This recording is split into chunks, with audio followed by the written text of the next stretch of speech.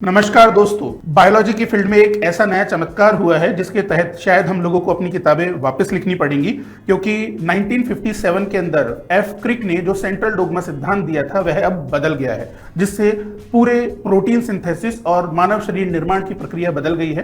क्योंकि हम लोग सेंट्रल डोग्मा में जानते थे कि डीएनए से आरएनए बनता है जिसे ट्रांसक्रिप्शन प्रोसेस कहते हैं, और फिर आरएनए से प्रोटीन बनता है जिसे ट्रांसलेशन प्रोसेस कहते हैं, और फिर प्रोटीन से शरीर निर्माण होता है। परंतु 1957 के बाद 1970 के अंदर रिवर्स ट्रांसक्रिप्शन आया और आरएनए से हमने डीएनए निर्माण की प्रक्रिया सीखी। पर इन सभी में एक चीज कॉमन थी कि अगर आपको कोई भी डीएनए आरएनए बनाना है या प्रोटीन सिंथेसिस करनी है तो एज ए टेम्पलेट आपको न्यूक्लिक एसिड ही यूज करने पड़ेंगे, यानी कि या तो आप डीएनए टेम्पलेट यूज करोगे या फिर आरएनए टेम्पलेट यूज करोगे। बट अभी स्टैनफोर्ड यूनिवर्सिटी की नई रिसर्च बताती है कि हमारे पास कुछ ऐसी भी प्रक्रियाएं हैं जिसमें बिना न्यूक्लिक एसिड टेम्पलेट के भी डीएनए आरएनए प्रोड्यूस किया जा सकता है। यानी कि जिस प्रकार से पूरा का पूरा शरीर बना है, जीव जंतु बने हैं, उसकी प्रक्रिया को समझने का तरीका ही बदल गया है।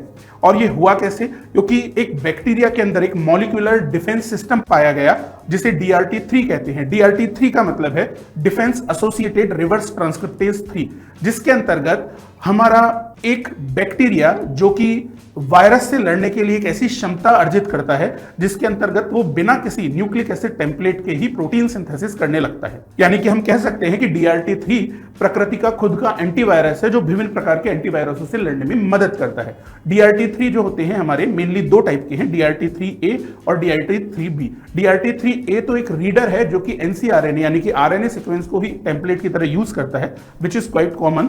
बट जो रिवॉल्यूशनरी है, जिसने पूरा गेम चेंज कर दिया है, वो है DRT3B, जिसके अंतर्गत कोई टेम्पलेट यूज नहीं होता। इवन अमीनो एसिड की एक्टिव साइट पर ये DRT3B कुछ इस तरीके से अमीनो एसिड्स को मिमिक करता है कि वो आरएनए की तरह दिखाई देते हैं और बिना किसी डीएनए आरएनए टेम्पलेट के ही प्रोटीन सिंथेसिस की जा रही है। यानी कि ये खुद प्रोड्यूस करने लग जाता है कॉम्प्लीमेंट्री एसी स्ट्रैंड्स और वही मिमिक करते हैं। तो हम ये कह सकते हैं ओवरऑल कि बिना किसी न्यूक्लिक एसिड के भी प्रोटीन बन सकती है। और इसीलिए शायद सेंट्रल डोग्मा बदला है, और सेंट्रल डोग्मा बदला है तो जीव जंतुओं के निर्माण की प्रक्रिया बदलेंगी और हमें शायद बायोलॉजी में कुछ सुधार करने की आवश्यकता है। तो थैंक यू दोस्तों, इसी प्रकार की रोचक जानकारी के लिए जुड़े रहिए। जय हिंद, जय भारत।